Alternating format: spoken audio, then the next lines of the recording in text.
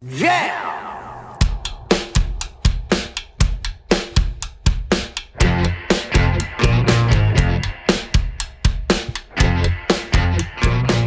Hey, it's Josh Williams here with another bonus episode of the One Man Podcast, brought to you guys by Absolute Comedy, of course. My guest today, super funny dude. I've been watching him for a very, very long time. He's got a Netflix special coming out in Scandinavia in the near future. Paul Myrehaug is here. Thank you. Well, I need to. It's not Netflix. It's just. Oh, that's right. I fucked it up again. We just finished talking about Comedy Central in Scandinavia. Yeah. God damn it. And I have listening problems. I just clarified it right before we started recording. Just clarified it, and then I fucked it up again. Oh yeah, it's one of those things where you get it in your head, and it's the bad information. Well, we could just say no one's gonna watch the Scandinavian Netflix anyway. You don't know that. So I have listeners all over the world. Yeah, really? Yeah. Oh, nice. I mean, I'm at probably 2 in the area, but that's 2 more hits that the special will get. It's gonna be awesome. It's like a pebble in a pond. Who knows how far the rings will go? Do you know what I mean? This could be the one person listening there could be the biggest producer in Scandinavia. Fucking butterfly effect. Is Scandinavia an area, or that's not a country, right? There's a lot of things in Scandinavia. Yeah, a lot of so countries. it's Iceland, Norway, Denmark, Sweden, Finland is Scandinavia. Okay. Yeah. Well, Denmark is the producer of Somersby. Oh. That is where Somersby is made. Okay. There is no North American factory for Somersby. And you're a cider man.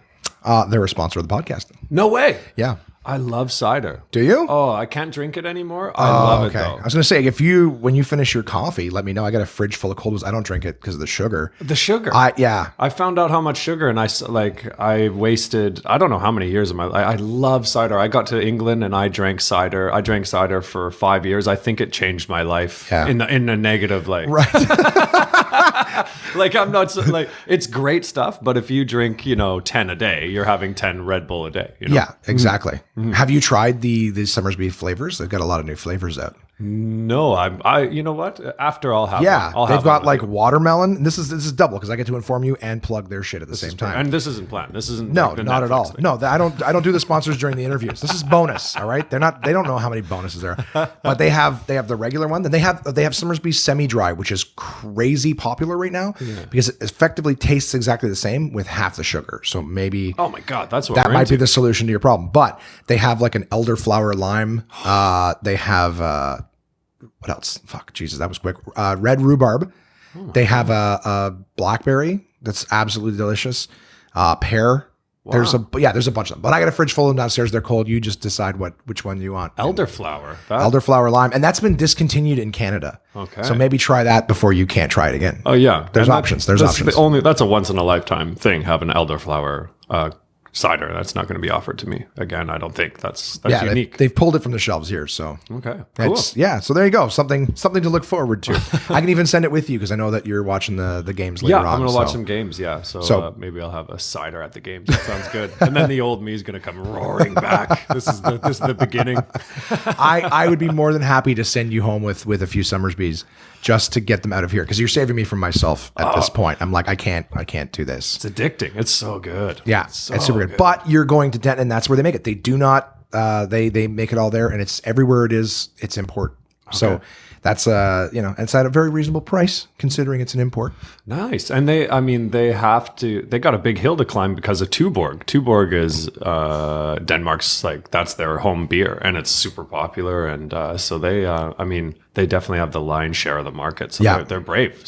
I think they're owned by Carlsberg here, or at least their partners, whatever, is Carlsberg here. Okay. So I don't know if you've had Kronenberg. Yes, absolutely. Yeah. So that one's also same under Carlsberg. So Somersby and these guys are all the sorts of fun reason stuff. why. I'm gonna give you one of the Kronenberg Blancs because apparently if you mix that with Somersby, they call it a white summer. I have had that numerous times. I actually drink it exclusively like that now. The rep was like, have you ever had a white summer? Kronenberg Blanc, Somersby, half and half. It's next level, game changer. Okay. So I'll send you home with that, and then a couple other ones ruin your day in a good way. Awesome. There you go. So after that giant plug for Somersby, we have other things to talk about, believe it or not. Can you imagine that was the podcast? I just brought you on as like a... Thank you very much, Paulo. Yeah, exactly. I'll have to... I want to. I'm going to sing it now because I'll forget if I don't. Is I want to remind you we'll record just a tiny little soundbite at the end. Just hey, Paul Myrehaug, listen to one of my podcasts. Okay, if that works for you. I always forget to do that. I have great guests and I forget to do that. Okay, so I have a little mishmash of them at some point with a bunch of people. Hey, I'm so and so. Nice. So, dude, thank you so much. We just worked together for an entire week. Yes, that was a ton of fun. You destroyed every single show. Oh man, I hate getting praised too, so I'm putting you in an uncomfortable position. But you did amazing. It was great to actually see live. I'd never seen you live before. I've seen your Comedy Now special. I've seen stuff on the web, and we actually had a chance to hang out one night late after a show. But I didn't get to see the show. All I got was the buzz of how amazing it was. So cool. I think I was out of town and I came back, the last night. So we were hanging out at the Heart and Crown. You are not done in Canada. Every time I sit down with a comic who's just finished Ottawa was like the last of their run through Absolute. So we're recording this on Monday.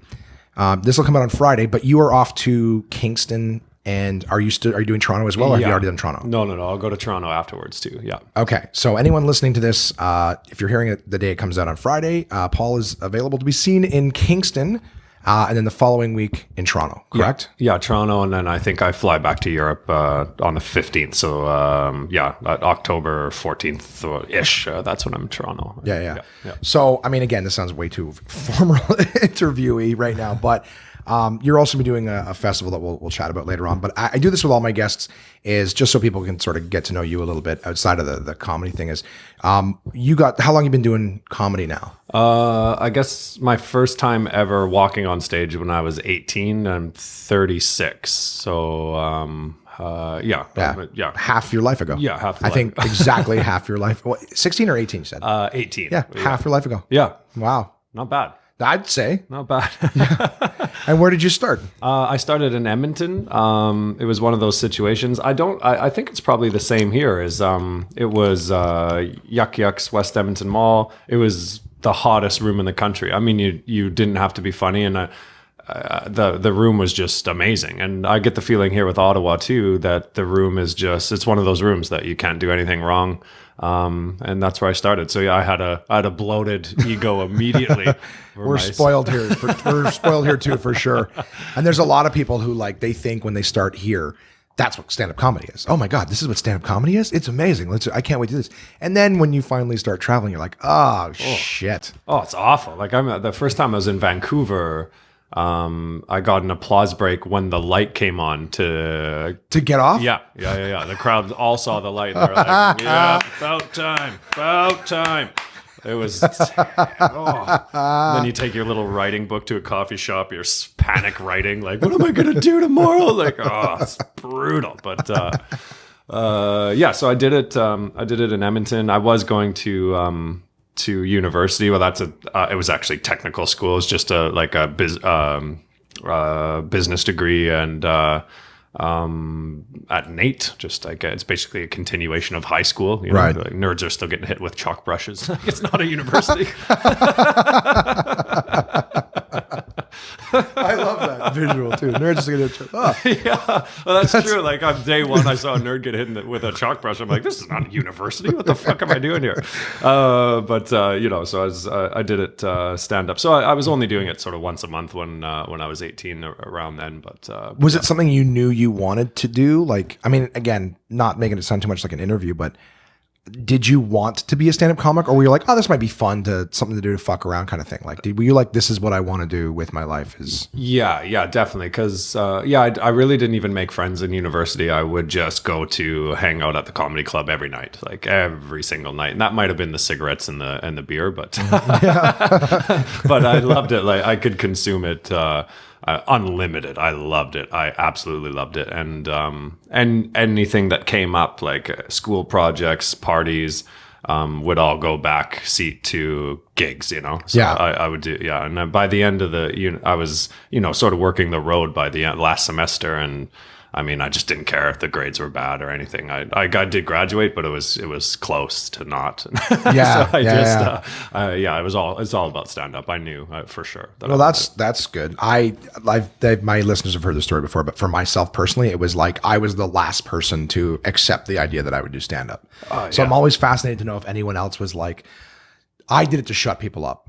Yeah. All right, fine. Shut up. I'll do it. But it was like the same thing. Like I was at a point in my life where it was comedy clubs every single night. Yeah. You know what I mean? Just see the amateur shows, go see whatever it was. Just consuming stand up, working a day job, didn't like. But I'm like, man, I'm having fun at night. And then finally started. And then I was like, oh, okay, I think I'd quit the best job I've ever had like 3 months into comedy because I was like, oh, this makes me happy. Yeah. You know, there's no denying it. Like when you got the bug, and yeah, like you said, you are hilarious, man. Oh, too. dude, that's very kind. Yeah, very very good. It was a fun week, and you're one of those guys that when you're on before me, it's sometimes easier to be out of the room because you're killing so hard that that you're like holy, like I don't need to. Well, thank you for reading it exactly as I wrote it. That brought to you by Summersby. No, that's really kind, man. I appreciate it. Again, it was the same thing. So like for this particular week, I don't usually feature. I like hosting, but it was just one of those things I wanted to work on doing, you know, material for a big amount of time, which is hard when you're up and down and you're trying to finagle the crowd and whatnot and wrangle them in. But it was nerve wracking. I'll tell you, all week before I get here, I'm like, I'm in between Paul Myrehaug and Lamont Ferguson. I'm like, this is gonna be a tough one to. Better hold my own in that. So it was, for what it was worth. I was like, my back was up against the wall every single night. I'm like, all right, just hold your own, just hold your own. So that's very kind to say. It was a fun week. I think everyone who came to the shows had a great time. And there's 3 different styles, which is nice, you know, completely different. And and I like watching your particular style. It's fun, you know. It's Thanks, man. That hard nosed stuff and I don't even know what it is. I'm angry about things, and I'm like, and sometimes when I don't know if it's the same with yourself, but for a lot of my material, it's just like I'm bitching about something. People are all laughing. It's making me even more mad because it's not funny to me. I'm angry about it. And then I'm like, fine, if it's that funny, then I'll tell other people how mad I am about it. And then they laugh and I go, I don't get this fucking humanity. I don't get the populace at all. I love your career is all about like, fine, I'll fucking do every joke. Fine, you like it? Great. I never thought of it like that, but that's absolutely that's great. Yeah, geez, fine. Damn it. Fuck. I'll fucking tell the joke. I'm mad about it. She's fine. Fine. If I don't have to go to work tomorrow, fine. So it was. My job asked me, when is this stand-up comedy phase going to be over? And I was like, I don't think it's... Never. I don't think so. I'm actually enjoying it. I hate working for you guys. They already knew it anyways before stand-up, but I don't know. It's a fun thing. Like I said, I mean, you're right. There's 3 different styles on stage this week, which is good. Jay's usually good about mixing it up. And that's important for comedy because there is no one style that works for everybody. No. You know what I mean? So it's kind of cool to see. Like, I mean, there's even times here in Ottawa where people will hire me for a show and I'll insist that, you know, I bring someone else with me just in terms of, you know, I'll break up the time. You want an hour show? Let me bring another guy to do 20. I'll do 40 just because there's not everyone in the room's going to like me. But if there's 2 different people, then there's someone, even if they didn't love both of us, they liked one better, something that they can, you know, draw towards. But yeah, and it's nice to have something to bump against for, you know, for the audience to understand too, because especially for a guy like yourself, you're like, it's nice to have somebody going on before you, because then the audience, if you just go up there and start blasting like that, then people are just like, whoa, like what, you know, if they'd have nothing to bump it up to, right? Right. So yeah, exactly. That's really nice. I try to endear myself to them somehow if possible. But this week, the new stuff that I'm working on, like 15-minute bits about being angry, judgy and angry. I'm like, oh, that doesn't sound like me. But yeah, I think that's the key, or if you can, I call it Never Neverland. If you're just, happy doing stand-up, like you said, like your job asked you if you're done, the phase is over, and it's not. No, that's the answer. Like in this business, I think like that's what you have to be comfortable with. Like if you're comfortable with doing shows like that for 50 years and happy inside, that's all you can expect from this job. And and I've always been ecstatic. Like I thought Yuck Yucks Edmonton was like Hollywood. Like I just thought it was the best thing ever. So I don't know. That's so it sounds like you're going to stay forever. I don't. There's nothing else I can do. I think there's so many things I can do. There's nothing else I want to do. Do you know what I mean? Anything I do, I'll give 100. Well, I'll give like a good solid 85, which feels like I'm trying. That's an A, right? People are like, I'll give 110%. I'm like, I'll give 85. I know there's more. Yeah. I actually saw a movie with Adam Carolla, and this was one of the funniest lines. Just, it's one of those things where the guy's like, you know, you're one of those guys, you're one of those 95%ers who just never gave that extra 5%, just never gave the last 20%. He's like, actually, I'm a 75%er who's giving you an extra 20 right now, so you better lay the fuck off. I was like, that's fucking great. That's beautiful. Oh man. But I don't know. It's funny. Maybe we could talk about this again. Like, I'm sorry if everyone's like, well, I want to know more about his career. Well, maybe we'll get there. Maybe we won't. But I was chatting with with Lamont about this recently. This might be funny. I'd love to get your take. Just because you're like, oh, if you're happy inside, I have found, because this week I talked about, being out of a relationship, back on the dating scene and stuff. And, it's funny. I find that the happier I get. So I was reading a lot of psychology stuff, enlightenment things, just mindfulness, whatnot. And I find that the happier I get, the less funny I am. Oh, wow. Just because where I used to, something would happen, I would find it ridiculous, and then you just hate metal over it until it becomes funny, right? Process it with humor. Now I just let shit go all the time. Yeah. And that's not funny. Do you know what I mean? Because and I tried to explain it to people in long form, and they're just like, yeah, I guess, like, well, you can still be funny. You can still I'm like, no, I let shit go so fast that I don't have time to get angry. I'm like, this is the way I explain it now, much faster. I go, think of the happiest person that you know in your life. How fucking funny are they? Yeah. Right? They're not particularly funny. Now think of your angry friends that are always in a fucking mood. Like, those people are usually the ones you're like, yeah, I want to have a few drinks with Steve and watch him fly off the fucking handle. Like, there's something about anger, because anger's, we're cynical, and there's criticism and stuff like that, and anger and frustration and fear, really. Yeah. Right? So I find that the more I understand that I process shit in a healthy way, I'm a lot less funny. Wow. So I'm trying to teach myself to be okay with getting angry temporarily. Okay. Like allowing myself to be angry long enough to maybe mine some shit out of it and then let it go. Right. But that sounds too healthy. That's a healthy is too healthy. viewpoint. Happiness is the cure to stand up. That's what I think it is. Well, it's interesting. You and I are on the exact opposite path right now, because I spent, I guess I started working in Europe about 7 years ago. When I moved over, but I spent the first little while being not very happy, because it's and alone, because no friends. The flats in London are harsh. I was fucked up on Summersby every day, and so I tried to switch that to coming stand up out of happiness and out of love, and then trying to trust that if what I'm doing in my personal life is making me happy, then it'll come through on stage, and I'll start writing,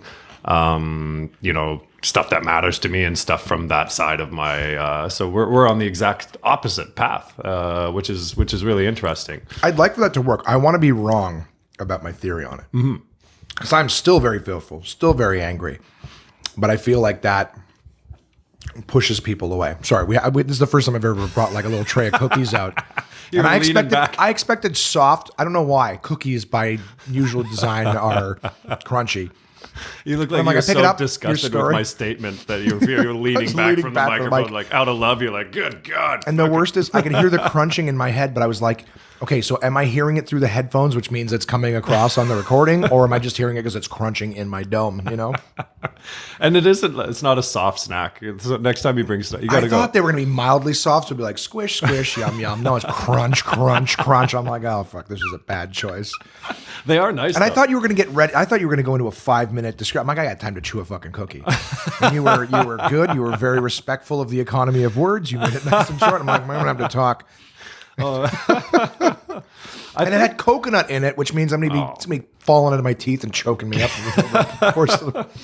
I credit that to I think that's important with my friends growing up in high school. I had these, I love them to death, but if your story didn't make sense with it, like if it didn't go somewhere in 1 second, you were crucified, publicly crucified, and it's stuck into my brain. Anytime I'm in a social situation, I will not give myself the rope of telling a story more than like 40 seconds. Really? Yeah. Because in my friend group, like they would make it awkward and then just like ridicule you until you left the room. Maybe that's why you got into stand-up. Yeah. Like, I get 40 minutes. Yeah. I can talk for 40 minutes and they can't give me shit for it. And a bouncer goes and tells them to shut up. That'd be great. Yeah, unlike the bouncers And fucking Absolute Comedy, the tiniest little human beings that you could possibly find.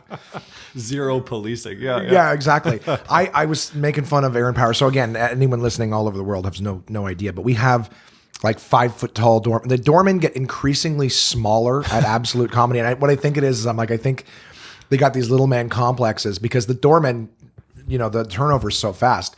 So I think it's like, well, I don't want somebody taller than me. So they just hire someone an inch shorter than them. They're just progressively, as they move up, hiring someone shorter and shorter so that they're the tall one.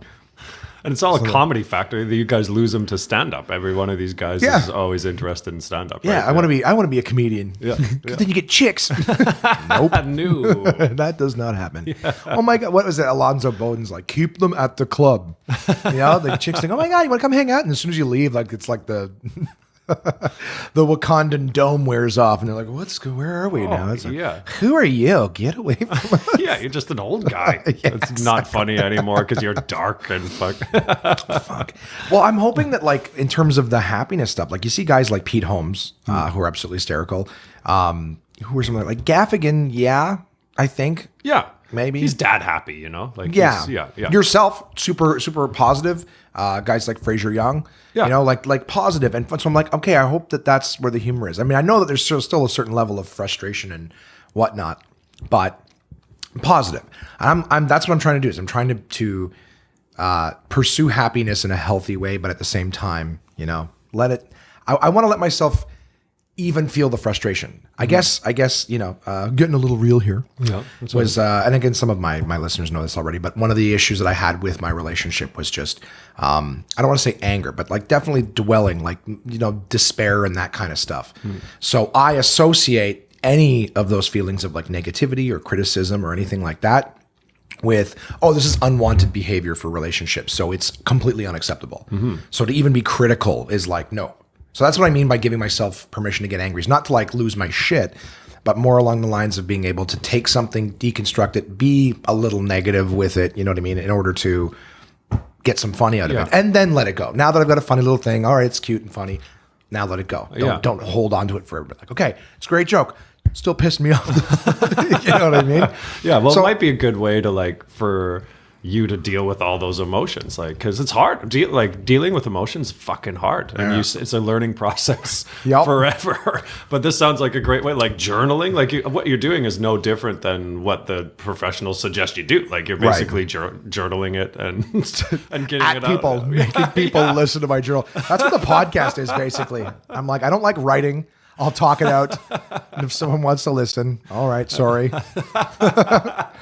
Just downloading all your shit on that. It's great, man. Right? Well, one of the things I'd love to get your thoughts on it too. And again, this is supposed to be about you, and I'm talking about myself here. But that's all right. But it's I haven't talked about anything yet, and because you're a positive person, I'm like, maybe I'll get a positive perspective because other negative people love latching onto it. But speaking of the thing, so the perspective with the relationship ending was. You have to be happy, you have to love yourself, right? You have to be happy with yourself before you can be with someone else. So it was basically like, hey, neither one of us is particularly happy people. We should go be happy people before we should be in a relationship. Makes sense.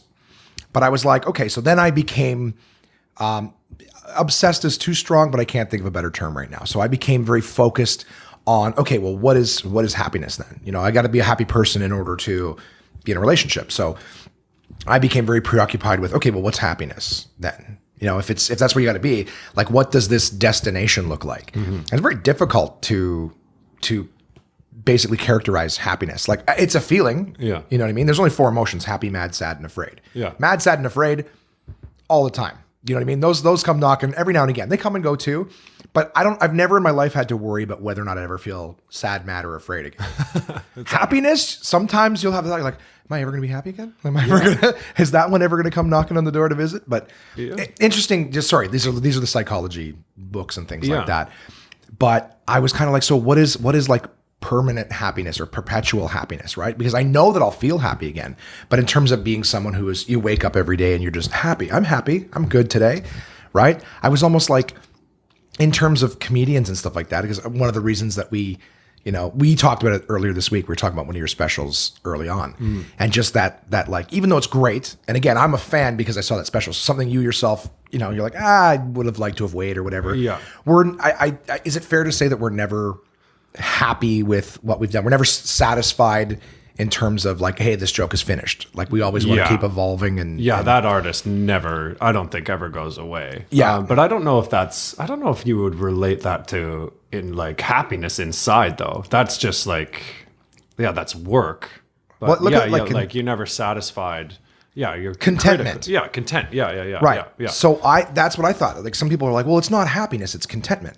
But then I thought about that artist and I go, well, contentment would be that you're happy with what you have. And I'm like, just the nature of being an artist, striving to, have new goals and ambitions, that by definition is the opposite of contentment, because contentment means you're happy with what you have. You wouldn't be striving for more. I want to be wrong, by the way, in my stupid thoughts. I want to be wrong. But I was like, okay, so if in order to be happy, I have to be content. Doesn't that mean I have to stop setting goals and trying to achieve new things? Well, because again, as an artist, you can't go, oh, I'm happy with everything. I've done everything I want to do. So yeah, I can do a little more, but I'm happy with what I got. It's an odd thought process. So my brain became preoccupied with this destination of happiness, this finish line that you can cross. And I started thinking about it. I don't know if I know anyone who's like, again, perpetually happy. Like I would describe them. Yeah, they're positive. I think some people think that I'm mixing up positivity with happiness, because you can be an unhappy person, but you're positive. Yes. You don't let it affect those other people. Those people are the worst. Those people suck so hard. Please go on. Okay, go on. No, that was great. No, like really, they're the most frustrating because you can smell it, you can see it, you can feel it inside. Like as soon as they see, the fake coat hanger, like it's fucking terrible. It's terrible, and you don't have to be like that. Yeah. Well, that's one of the things I was trying to do. I'm like, I can put on the positivity, and that was one of the things that affected the relationship. Is positive out there, so giving the world the show, and then you come home and here's all the stuff, and the other person is seeing just the. Once you've hung up the thing and you're just like, bleh. Okay. Yeah. So you're taking off your Superman suit and exactly. And I was being honest again, the frustration was never at the other person. It's just not nice to be around when someone's just down on themselves or negative, right? And again, both of us capable of the same thing. So it's kind of like, that whole like, well, if you can't handle me at my worst, you don't deserve me at my best. It's like, yeah, but when you're only getting that person at their worst, and they're saving that energy for everyone else. And then you're taking turns. Like one person will go through a low, and then almost as a punishment, that they come out of it, the other person will spin in because it's their turn to spend time on the bench, sort of like, and away you go. I mean, it just, round and around, around and around. Yeah, it's good to break that pattern and get the fuck out of it. And yeah. Well, and that's I actually went on stage. I had a 10-minute spot, and I'm like, I'm going to go on stage tonight and question the existence of happiness, like the perpetual, permanent happiness. Because, like I said, to me, it's something that I know positive people, but I don't know if I know anyone who's like happy to their core. They wake up every day satisfied with their life. I almost feel like that's almost the meaning of life. Like as soon as someone achieves happiness, it's time to go, get out of the way. Yeah. What are you just sticking around for, doing victory laps around the world? Yeah. You're happy. You want for nothing. Every day is just bliss. That's what up there's for. Atheist, just for the record. But at the end of the day, right? Like it's kind of like, well, if you're just happy all the time, then what are you taking up a spot in the highway for? Get out of the fucking way. We're all still working on it. Get out of here. Yeah, we're still working on it. Get the fuck out of the way. Yeah. So I treated it like in my head, it was like heaven. Everybody tells you what you have to do to get there, but I don't know anyone who's ever been there. So it's like everyone tells you how to be happy, but I don't know anyone who's happy. So it was very dark and bleak. So sorry for everyone to have to listen to that. Yeah, that was what was consuming. Like, okay, I had my relationship and I missed the relationship, but I got to be happy before I get into another. Well, what the fuck is happiness? What is this finish line that you cross where you've arrived and now you're happy? And again, well, if I'm happy and I'm content, then what the fuck do I need a relationship for? Yeah. Do you know what I mean? So but that's what anxiety and neuroses does, is it makes you ask 1,000 questions that just go, then what? And then you go, well, fuck it then. Fuck all of it. Fine. You want me to be unhappy? I'm fucking unhappy. That's right. Oh, I'm going to be happy I don't need you then? Well, fuck you then. What do you got to offer me? Oh my God. If you do have a shrink, I feel so sorry for them. Don't. Because you talk too fast. They probably have 1,000 things to say to you, and then you're like, and then there's a highway of happiness, and then the fucking who had a thing? They're taking notes so goddamn fast. They're fucking smokes coming out. They break their wrists. I probably should have a shrink, but they cost money, and I prefer booze. Yeah. But that's the thing too, right? If they solve my mental problems, I feel like I'm not funny anymore. I'm like, well, I had a lovely. Hi everyone, how are you guys doing tonight? I had a lovely day. Yeah, and who wants that? That person's fucking the worst, Right? too. Yeah, no. So I think I'm willing to sacrifice my own happiness for the sake of minor joy for others. I think that maybe as an artist, you're never going to get away from those down, unhappy things. I think that's part of who we are. And You have to talk for longer. Yeah, you're going to have a cookie. I'm going to have a cookie into the mic. No, I'll hold the ball in the air. But you're always going to go through it. And I think the trick is just coming out of it quicker, like you say. Like I can feel it, and then I can just write a bit about it and move on. It's the days spent dwelling in hell that are and if you can just kind of deflect out of it quicker. Like my partner Cecile, who I live with in France. France is not a sponsor, for the record. Yes, no, we don't care. We don't care about fucking France. It's actually the worst. But she is. I think she's the closest to like a happy person that I've met. Like she just doesn't seem to go through those ups and downs as much as the regular person.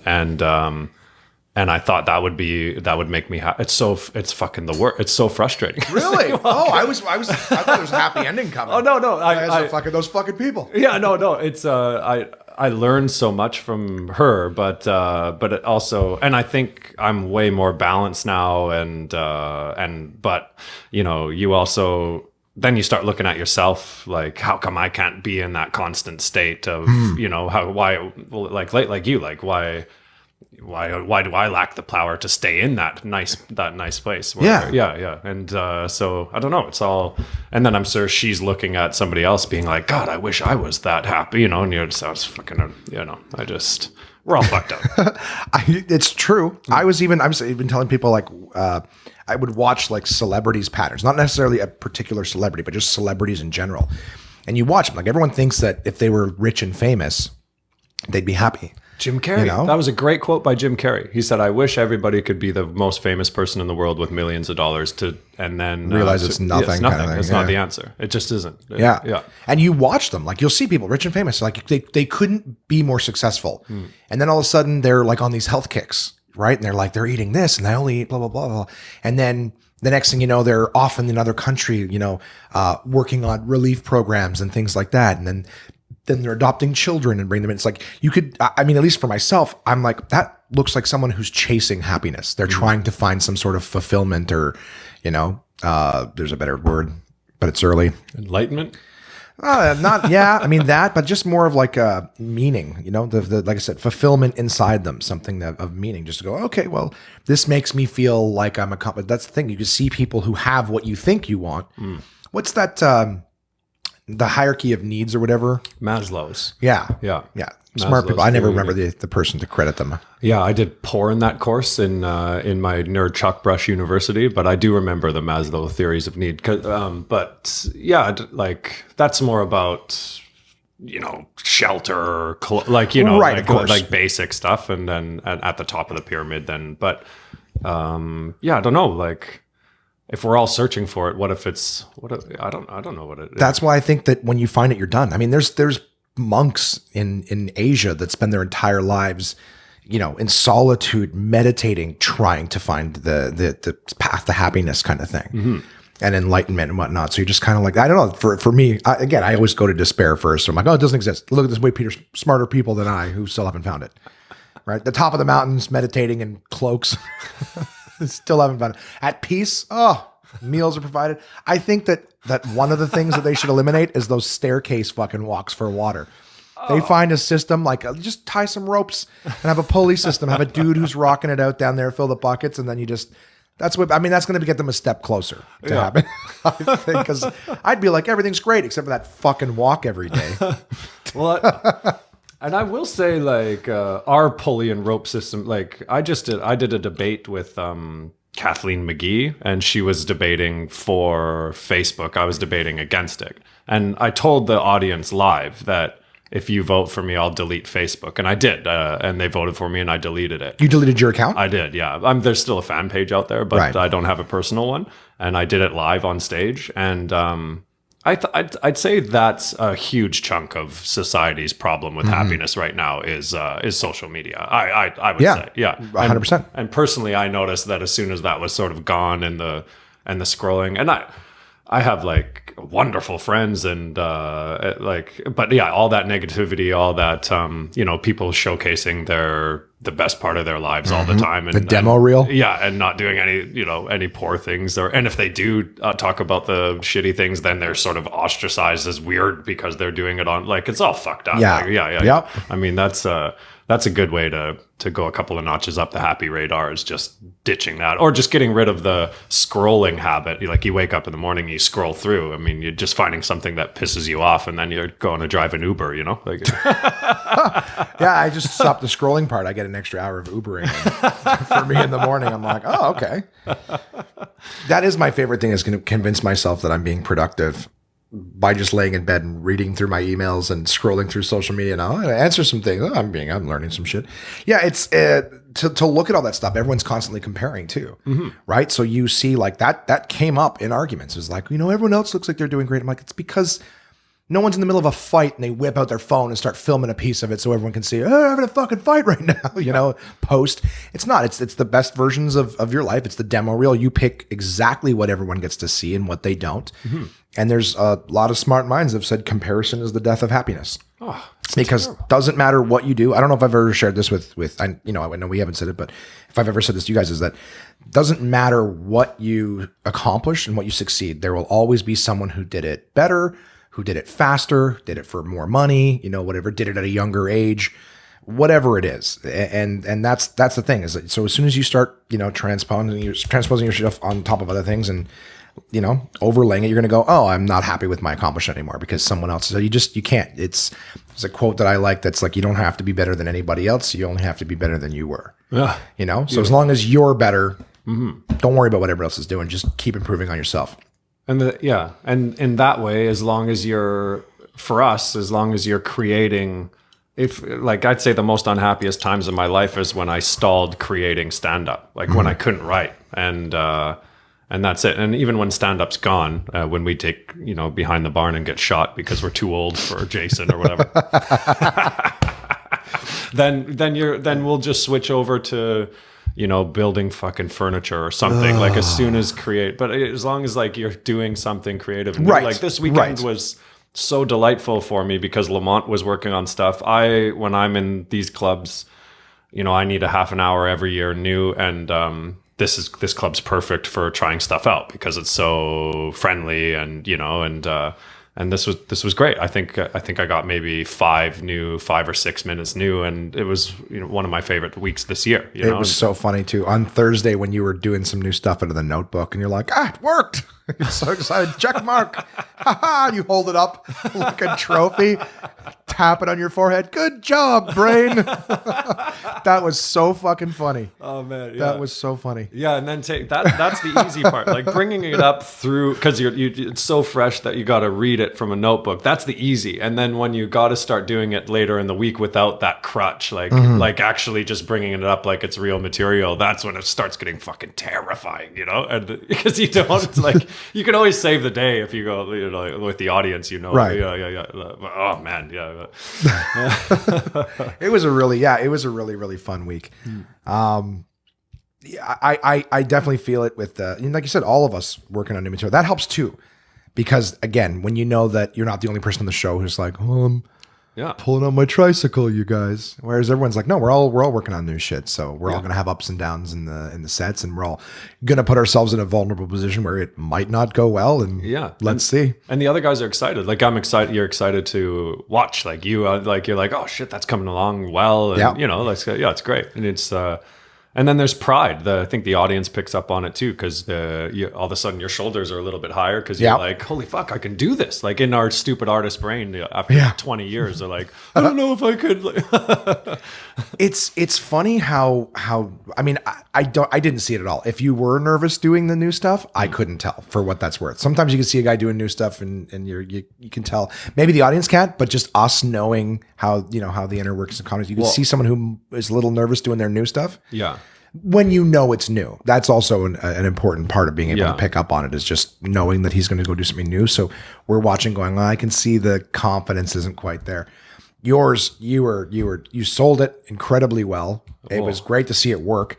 But it's for myself, like when I have something new there, like that happiness bit that I did, I told myself all day, you're going to go bomb tonight. Yeah.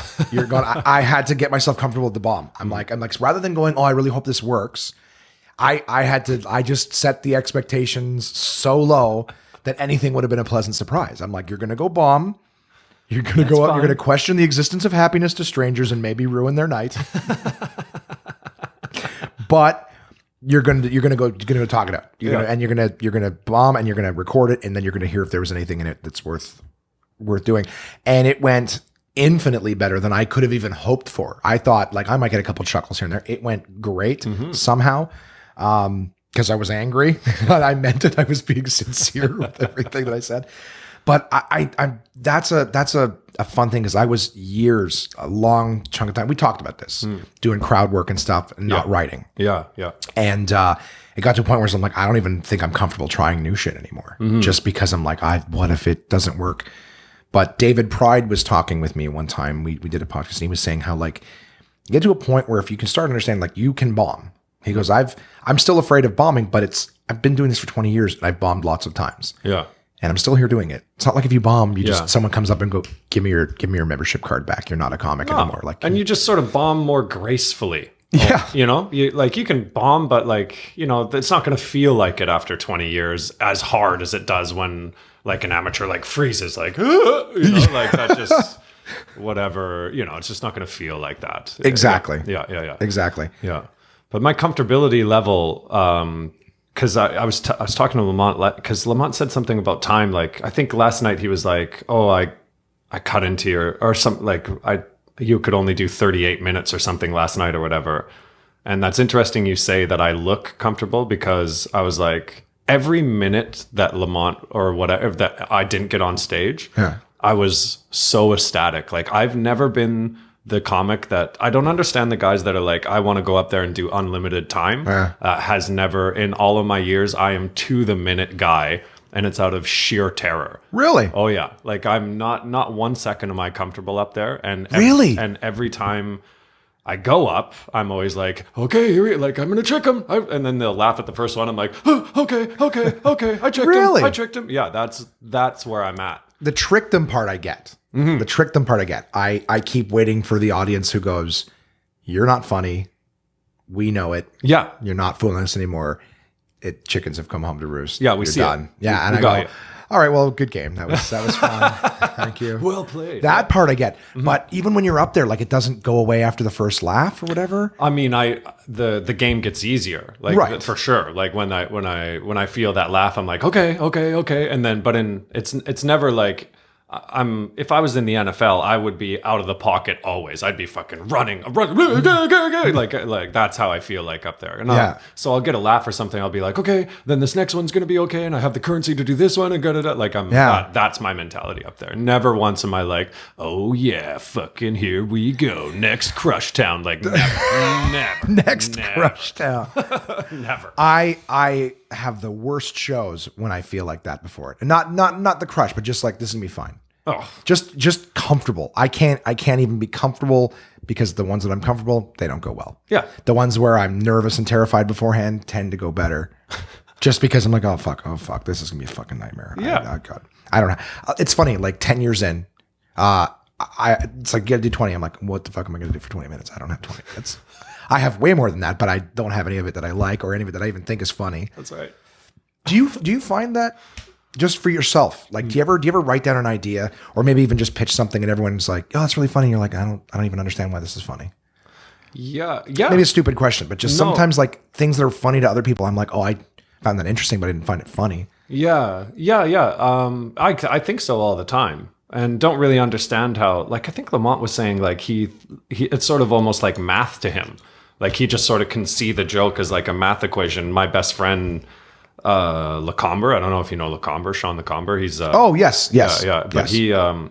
He's sort of the same. It sort of just makes sense to those guys, to the math of it or whatever. They just see it and they know if it's going to be funny or not or whatever. And I don't know. So yeah, like you said, every idea I have, I'm like, I don't know if this is going to be funny.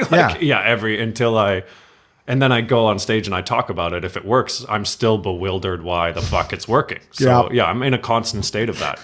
Always. That I can understand. Yeah, in terms of it looking like a formula. I mean, there are little formulas, but not, I'll have an idea, people are laughing, and I go, okay, I was venting. At the breakfast table, whatever. Okay, I was venting. I was upset about it. Everyone's laughing. Yeah. Maybe that's a joke and not a complaint. But I guess that's what your voice is. Like maybe you just are one of those lucky guys that just found like right away you just were yourself immediately and you talk like yourself and you can, because I guess the theory is that if you're doing it long enough, you just are exactly who you are as a person on stage. So maybe you just that's why you're a crowd where you can just talk and people laugh because you're being exactly you. Maybe, Yeah. That could be the theory, or, and then there's guys like me that are lost and I don't know, like, I don't know what it is. But that's an interesting theory for sure, is you're at your funniest, then they say it takes 20 years to get to who you actually are inside on stage. Fair. I got fired from a lot of jobs for just saying what I thought. So could be right. Yeah. I'm like, I spent a lot of time before stand-up just saying what I thought. The customers and the like. No, it's funny. I never got fired for an interaction with a customer. No, it was, it was one of those self-sabotage things where you just get sick of the place, but you can't just quit your job. Who can do that? So you just slowly start doing things that are going to get, and then when you get fired, you're like, well, what the fuck do you want? Of course I have no job. They fired me. I can't do anything about that. That's right. A little tap the nose, whatever. Same as getting out of relationships where you're like, you just find the littlest thing, like because you don't want to quit your job. So you're just like, well, the fuck out. And then I talked to a kid the other day. We worked together on like a promotion thing. He's with a girl now. He's 20, so he's been with her for 3 months. That's a long time at that age. Yeah, for sure. And he's like, I fucking hate her. And I go, well, then why are you with her? Just break up. Like, oh, dude, I fucking hate her. Even showing me a picture, I'm like, oh, she's good. He's like, ugh, she's a fucking pig. I hate her. Like, just angry. And I was like, well, dude, you should not be with her if you hate her this much. I'm like, you should. He's like, yeah, but like my house doesn't have air conditioning. Hers. I hear you, dude. He goes, her house doesn't have or my house doesn't have air conditioning. Her house does. She's downtown, close to my work. Location. I go, that's not a relationship saying. You're staying with her because she has AC and she lives close to her. Yeah, and her fucking roommates hate me. And I'm like, dude, that's so toxic. You have to get out of this. That's great. That kid is awesome. Yeah, right? I thought so. But it was just fucking hysterical to me. Air conditioning's a big thing. Like, I just got it put in and I'm like, I'm a better person for it. I really am. Oh, that would be a great slogan right on the box. Yeah. It's like testimonials, like, I just had it put in and I'm a better person for it. You can sleep. You can sleep. And it's a huge difference, I saw something on social media yesterday, as a matter of fact, called the free plug for them. Why not? The Bedjet. Bedjet? What is it? Well, no, they're not a sponsor or anything. I saw it and I was like, this seems ridiculous. They did, I don't know if they have the commercials over in Europe, but it was like, you ever see like the Squatty Potty commercials and the Poopery ones where it's like a funny little infomercial, the silly jokes and stuff. It was like that. But the idea is that it's like this little vacuum thing, whatever, that you stick under your bed with a hose that connects to the sheet, and it blows the air under the covers. Oh. Yeah. And the idea is that people heat up in bed, or the temperatures are, they reflect the humidity. Mm-hmm. So it's the humidity under the sheets that makes you uncomfortable, not necessarily just the temperature. Okay. So the idea is that this thing blows the humidity out from under your sheets, and you can adjust what temperature you want. So it's basically like either a heater or an air conditioner under your sheets that's just blowing the air around. You get better sleep. And they were even showing, side by side, what is it, like thermal imagery of like how hot it is on one side and how hot it is on the other one with the bed jet. And you get 2 units and have separate sides of the bed for different temperatures as desired. Sounds good. Well, I think it was $400, and I was like, I don't give a fuck. You get the same face. Fuck that. $400. Well, I put an ice pack on my balls every night. Nice. I don't know if you're serious. No, I am. There's a book, and I wish it's a French book. And if I had my laptop, I'll give you the. But les balles de glace. Yeah. But the theory is that the human beings are too because of clothing and stuff like that. We've never been this hot before, and a lot of sicknesses and that are coming from it. And if you put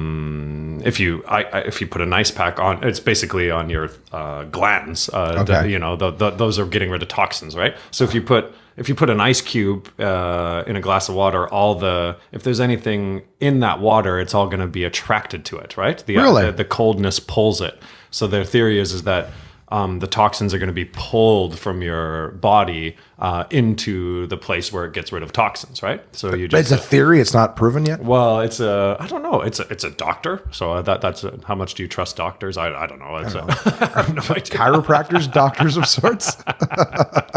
But my mother-in-law, her partner translated the book from French to English. She's an English guy, so that's why everybody around us is sort of into this thing. But so yeah, you do it every night, and then it's pulling all that toxins into your glands, and so I've been doing it for a while. It's refreshing. It's amazing. I'm incredibly fascinated, but it does make you feel better immediately. Just the temperature of your body being adjusted every night, and it's absolutely amazing. And you can, it's comfortable. Again, not to get too personal, but it's actually under your balls, or that's just a right on, girl or guy, you put it just right on your fun bits, and right underneath, and you just and that doesn't make it difficult to fall asleep. No, it's really nice. I mean, you did have the metal cleaner, so maybe you have a titanium. Exactly. Titanium dick. Everything down there's dead, so you're just like, I don't notice it, but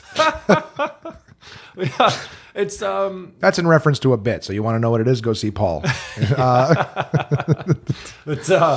It's you're supposed to not it's not supposed to freeze. It's just you're just you put a wrap of and actually they actually sell pads which I don't think you need to go buy them. You can like a frozen bottle of water is what I settle on now. And then you just put a couple of wraps of a towel around it, paper towel, and then just tuck it underneath there. That's it. Yeah, and read for half an hour or something like that, and watch. Like it seemed, I definitely have been getting sick less. My skin's way better. Wow. A whole bunch of things I know is, and if you feel sickness coming on, you just go do it. And I'm a believer. At first, I thought that my partner, like Cecilia, I was like, this is crazy, and it's I'm a big believer now. No, so theoretically, you could do your armpits and stuff too. With your lymph nodes are there, or is it not so much lymph nodes? Because your lymph nodes are like filters too. They filter shit out. Yeah, the lymph. So I think, but the ones in your growing are the strongest, or whatever? or the toxin, getting rid of it, because that's where we're expelling. So yeah, that's exactly it. But I don't know that I don't know. Maybe the armpits were theory. No. I'm like, oh, where else are there glands? Because I know that there's glands in the back of your head, the base here. You can ice your throat. Yeah. But I drink a lot of ice caps. That's helping, right? No, that's interesting, and that's something I'm totally going to try. Do it, and just being cooler is way better. Like going to sleep cool. It sounds like going to sleep cool. Shades on, whatever. You're going to sleep cool, buddy. Yeah. All of a sudden, you got confidence in your material. Yeah. And Ice your fucking balls. Ice your balls. Dude, and I'm in the place now where oh my God, that's so fucking funny to me. Are you talking about that? on stage? No, this is the first time I've ever actually, outside of our little circle in France, this is the first time I mentioned it. So I should. Do you have any intention? Because I'm like, you don't, I will. Yeah, It's I'm going yours. to. You talk. Yeah, I'll try that out. I think in Kingston, I'll start talking about ice packing my balls, I guess, and we'll see what happens. I just think, because myself personally, like I said, being on the dating scene, I already have sleep apnea, so I go to sleep with a fucking vacuum on my face every night, which is going to be difficult to meet someone new and be like, all right, good night, and then boom, fighter pilot, like fucking. And I can only imagine trying to stick a frozen bottle of ice between my nuts. Like, was this too much for you the first time in a year? Like, how long do you have to live? Right? It's I don't want to get into anything. Stop. No, here's the thing. The glands. The glands expel toxins. Like, like 6 cheeseburgers is a lot of toxins too. Maybe there's other things you could do besides icing your balls. No, it works. It's a good, good balance. Exactly. I'll have 3 Big Macs, a large fry, and a Diet Coke. That's how you work everything out. Oh, man. Brilliant. I had someone who came up to me last night after the show, or right near the tail end. She was talking about how funny we all were. She's like, oh, he's killing me right now. She's like, I cracked a rib or something, a couple weeks ago. And she's like, you guys had me laughing so hard, I had to take another painkiller. I was like, I thought she was going to say we broke another one. That would have been really funny. That's a good compliment. It's like, I broke a rib and I was laughing so hard, I had to take an extra painkiller because I aggravated that. That's brilliant. Yeah. And you had somebody come approach you like, oh, I wish I was single. I was walking away, but I heard a lady. You heard that? I didn't tell you? No. I heard that. Yeah. Okay. And I was just walking away, but I was like, look at Josh. Yeah. The first time in my fucking life, twice this week. She was beautiful. Never before. Yeah. Well, but that's kind of bullshit. See, I wasn't joking. I wasn't joking. Fine. You want beautiful women to approach me? Fuck you, world. Fine, I'll take it. We fight to fucking. Oh, man. No, I'm not happy with anything. Well, this is the logic in my head. I'm like, how easy is it to say that when you don't have to follow through? Then that's the part that I'm like, it's nice. Thank you for the compliment, but I don't know if it's sincere because there's no position to back up what you're saying. Yeah, put your money where your mouth is. Yeah. So literally. that's all it is. Yeah, right. That's the only thing I thought. It's just like, thank you, but I don't know that there's any truth behind that. Like twice this week, one person was like, I can't, standing right next to her boyfriend, and she's like, I can't say this next to him. She's like, she's like, yeah, but if I was saying, I'd fuck you. That's the same words the one last night used. Right. Like, as the boyfriend's walking through, or husband, military husband, that's the guy. Please don't say anything that's going to get me killed. I didn't do anything wrong. But like, yeah, as they're walking through the door, she runs back a couple of feet. I would totally fuck you. And then out the door, I'm like, thanks. I don't even know what to say. I said likewise, fully full of shit. Likewise. I'm gonna go ice my balls. I'm gonna ice my balls. Gonna go ice my balls and stick the vacuum on my face. Maybe that's what's sucking the happiness out of you, is that fucking vacuum. It's already pulled my tonsils out of the roof of my mouth. Oh, man. That's funny. That was nice of her, though. It was nice. Yeah, it's great. But again, why? It's how fucked up is it that the feeling I'm left with is not confidence or flattery, but like, man, fuck that. Not even fuck you, thank you, but just the frustration of like, I will never know if it was sincere, and that's the part. And I don't really think I want to, because again, at the end of the day, yeah, it's great. Thanks for being a gorgeous woman saying you'd fuck me, but at the same time, it's based. I have to think almost entirely on the fact that I was doing comedy on stage, because you wouldn't look at me on the street and go, "Oh my god, I'd totally fuck you." Look at this guy. And at the same time, I'd be like, "That's very forward of you." I could be a very bad person. In fact, that's what I said to her. I go, "No, I'm a bad person," and she's like, "No, I could tell you're a good person." I'm like, "Well, I'm not. I'd like to think that I am. I'm very empathetic. I'm not funny anymore, unless I'm angry." But it was a nice compliment. So I just have to hope that every woman going forward sees me on stage is like, wow, I want that angry troll in my life. He's just kidding. That's not how he thinks. Dude, I think an experiment for you would be amazing. Is we should get you on anti-anxieties and then just see how your material changes. Like, because you like doing crowd work, and then maybe like cool Josh on anti-anxiety likes material. And it completely flips around, but it'd be so hilarious. Hey guys, I went tree planting.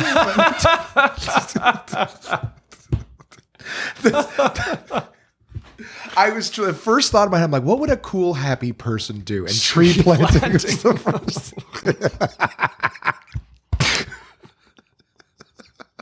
Going to live in the fucking woods, waking up having nightmares planting trees. I thought you're from Alberta. There's a lot of tree planters out there, right? Yeah, that's tree planting kingdom. Yeah, and they talk about how they wake up in the middle of the night, like trying to plant trees in their floor because of just the rhythm. But the fun thing, the tree planters are not well-adjusted people. Like there's I mean, it's romantic. It's romantic to think about it, but they're not. Like, there's hotels in the north that have signs that say no tree planters because they're like, they stay in the bush for like 100 days and then they come out like savages and they fucking muddy and they drink and like, you know, it's not. They're like, they're scaring oil the riggers. straits. They're oil riggers under a guise of fucking doing Jesus's work. Jesus, that's fuck. I had a friend who did it, and he's just like, yeah, you see the pictures and stuff, and you're like, that doesn't seem like anything I'd want to do ever. Oh, it's hard, man. It's hard. Like, I think it's easier working on the rigs. I really do. Their job is ridiculous, you know? All of it seems horrible to me. Like, I had a friend who's like, yeah, we saw a bear came at us. I was like, yeah, I don't care about trees that much. Mm-hmm. I appreciate their work, but they're on their own. There's bears out there. That's one of my favorite things about living in Canada, as a matter of fact. I was talking about this dude again, dude. I don't know why every thought. This has been way too much about me, and I apologize because it's fun, man. Yeah, but I guess I'm just falling apart on the fucking episode. Paul Myrehaug is present while I fall apart.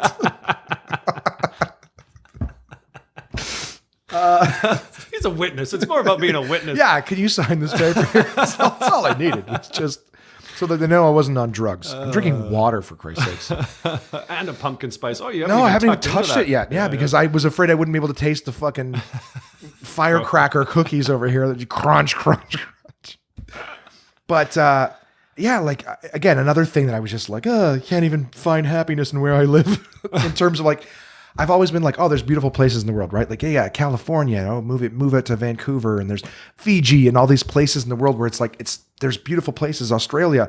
But I'm like, everywhere you go, there's some negatives. Like, you live in California, there's earthquakes and tsunamis, and they have fucking, Nevada, there's snakes and scorpions and shit that'll kill you. Like, everywhere you go, there's something that makes it not ideal to live there. Oh, you know what I mean? Hurricanes, things like that. In Florida, you let the dog out in the morning and it's gotten eaten by a crocodile you didn't see in the backyard. Yeah. You know what I mean? Oh, yeah. Australia, you got to shake your boots out in the morning because there could be a spider that bites you and kills you. Like, well, let me paint this picture for you. I live in the Mediterranean in France. My house is in the Mediterranean. And there's French people there. Exactly my point. Yeah, like, you can find anything. I mean... I like jogging. I run through my little village, and then I'm in unlimited wineries, and I run among grapevines. That sounds amazing. 10 minutes away from a nudist beach. If you go the other way, you're up a mountain, like you're starting to get into the Pyrenees. It's absolutely paradise, and I hate so many fucking things about it. Really? Yeah. Well, not hate, but like no, but I get it. Yeah, no matter where you are. Like right now, there's these little mosquitoes they come from Asia. They have white stripes. They're like zebra mosquitoes, and they sting differently. They're hard to kill. They're smaller. And our house is like, just for a month out of the year, is filled with these fucking mosquitoes. And I mean, it'll be close to ruining your life. Like, it's so annoying. You have to cover yourself with mosquito spray inside your own home. Wow. In order to like sleep or cook or anything. Like, how do they get in? You just open the door and they're fucking in? Like, yeah. Well, we have cats, so it's quite. We're opening up the door quite often, and also it's like plus 1,000 degrees, so the windows are open. We did get air conditioning upstairs, so that's great. Well, you said it made you a Great. better person. Now Yeah. I'm starting to understand. Yeah, because that room, there is a little a sanctuary in our house that there's air conditioning in the upstairs. So that's kind of like a mosquito-free zone. We just keep it running all day. And everywhere, no matter what, there's problems. They're always waiting for you. Yeah, that's the thing. It's just there's nowhere you can go that's just perfect all the time. No. And I haven't traveled a lot. The first time, like the furthest I'd ever been from home 10 years ago was New York City, from Ottawa, which is a 7-hour drive. So just that circumference. Before that, Toronto. Wow. 4 hours. Yeah, my family was poor. We didn't have a vehicle, anything like that. So the only time we would ever travel was like if there was a family thing, outside of town. Right? We didn't travel as vacation because we just didn't have the money for it. Okay. But I went to Las Vegas, I think about 5 years ago. Furthest I'd ever been from home. And that's now you're actually somewhere where the climate is different, like New York, Toronto, Montreal, that kind of shit. It's all generally speaking the same climate, right? So when I went there, we were playing golf and I ran off my ball. I'm shit at golf and I was just fucking around. I was drunk anyways, but I knocked my ball off of the lush grass that shouldn't exist in the desert into the shrubs and the dirt. And when I went after it, someone was like, well, I don't know if you should do that. And I just heard this. And I was like, oh, that's not a thing that exists where I'm from. It was cute seeing the little dagoos running all over the place, like the little funny little desert chipmunks or whatever. But then, you hear that and I'm like, oh yeah, that's right. They're here. Those things exist here. Yeah. And that's, I think like as much as, there's some beautiful place in the world. I think that's one of the things, despite the cold and it sucks, at least in Canada, you don't have, like I said, you're not going to shake your boot out in the morning and a fucking bear comes out of it, In Canada, most places in Canada, anything that can kill you, you can see coming for a while. You know what I mean? You just wake up in the morning and there's a moose in your fucking kitchen. Like, oh God, like you get a bit, but like I said, like the idea, like open my back door to let the dog out in the morning and a crocodile eats it. You know what I mean? I'm like, oh fuck. I could do without that. Right? Yeah. So even sure. Australia, like whatever. Where we are is, I was running the other day and a serious threat. And I was running at dusk, which you're not supposed to do, but Why? Is boars, wild boars. And that's why you're not supposed to? Yeah. And I ran into one just the last night before I came to Ottawa, I was running and then I came around the corner in the vines and I heard this snarling and luckily he ran the other way, but there's huge boars with the tusks and everything. And they'll come at you? Oh yeah, they charge and so that's the biggest danger down there is really they can come at you. Yeah, but they only come at night. Well, that's the time they're out. They're like they're running around. They're eating some grapes. They seem to do their foraging in that dusk, and then you don't see them much during the day. They're hiding, and then. But they're still at risk during the day, I guess. Yeah, they're around, and there's boar hunting. Like in our little village, there's a house that's dedicated to boar hunting. They go and kill, and they bring it back to the house and process it, and everybody takes their meat home. It's a big business. And you live in a village there, not just maybe 1,000 people or something like that. The village called Co. That's pretty cool. Yeah, it's nice. Got a nice church clock tower. It's a medieval wall city. We live like. Oh my God. Yeah. So how the fuck did that happen? A crass way to ask. Yeah, Sorry. yeah. How the fuck did that happen? What did you do? But it just sounds amazing, right? Like again, show business. You're very accomplished, but you're like, I live in a tiny little. Yeah. Little But it sounds amazing. Again, maybe some people are like, what? That sounds Yeah. amazing to me. Yeah, well, it's a ludicrous decision. I don't speak French, so for a career decision, it's crazy. But I like to move to a village. But so my partner Cecile's from there. So either she moves to London or something, or I move to France, to the south. And so it's very easy. You can commute from down there. There's 5 airports within an hour radius, hour and a half radius.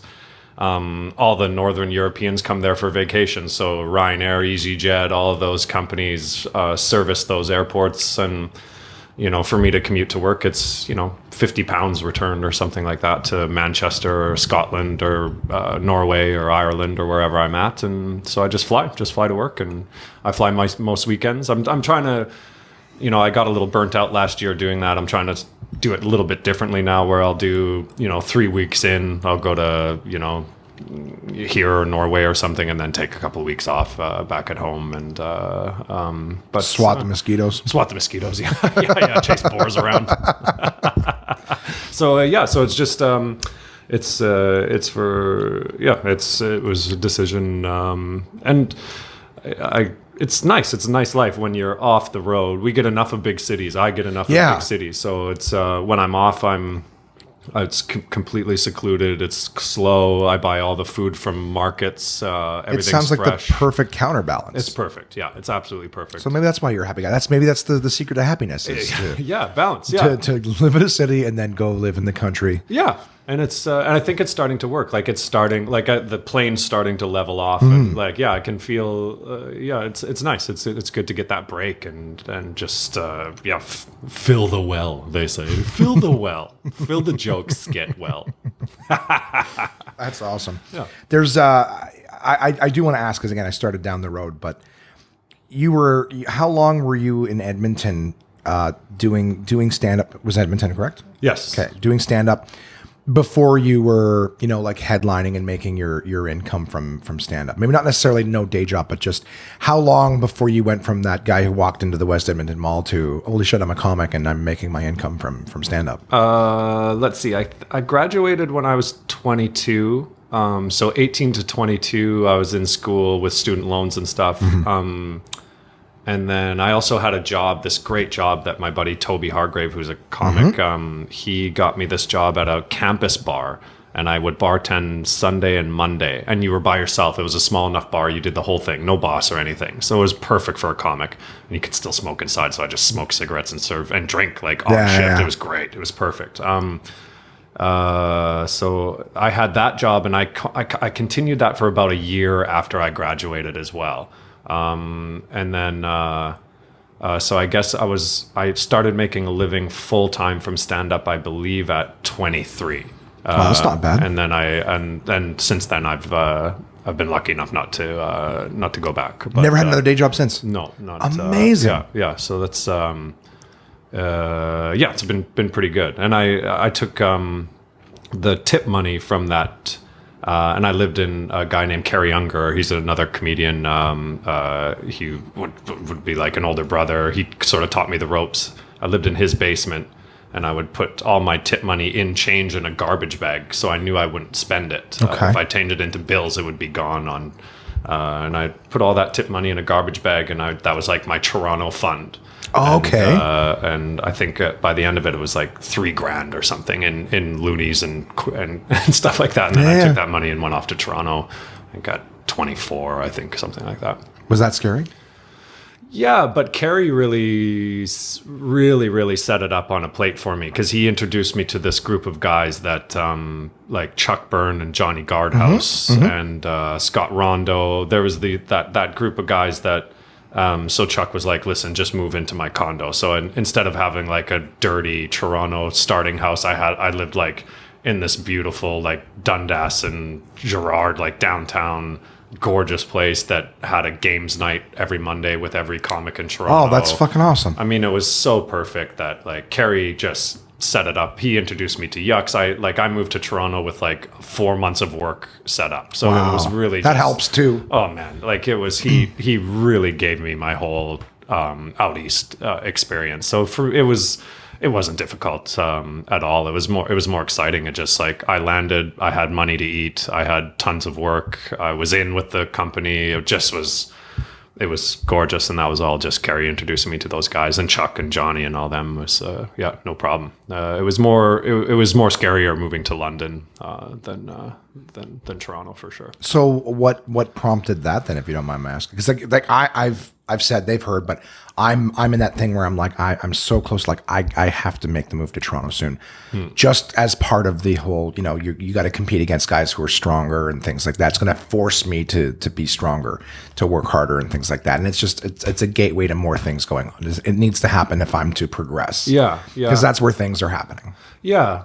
I guess so. Yeah, I guess that's where things are, like especially auditions and stuff like that. That's particularly. And I think for you, like that's going to be awesome once you start getting in those auditioning rooms and stuff like that. Like it's fun because you're good. Like you're a good thing to fit in somewhere, right? Like it's perfect. I think it's gonna be awesome. I appreciate that. Yeah. I do auditions here, and I have yet to land anything. Oh man, yeah. But As it doesn't. like a character guy. It's gonna be fucking great. Like it's gonna be awesome. Well, it'd be fun. I have no acting. Like again, I can't act. Everyone's like, oh, you're acting. That's no. And when they do offer you something, you're gonna be like, fucking this. Yeah. Fine. Really? Fine, really? Third. Great. Third cafeteria worker. Coconut cookie. Fuck. You'll be the first I tell. I'll just reach out and I'll go, they gave me a fucking part speaking role. Now I have to pay fucking dues to ACTRA. Apprentice this, fuckers. Oh man, hilarious. But yeah, I moved Toronto to Vancouver actually before I moved to London. So Okay.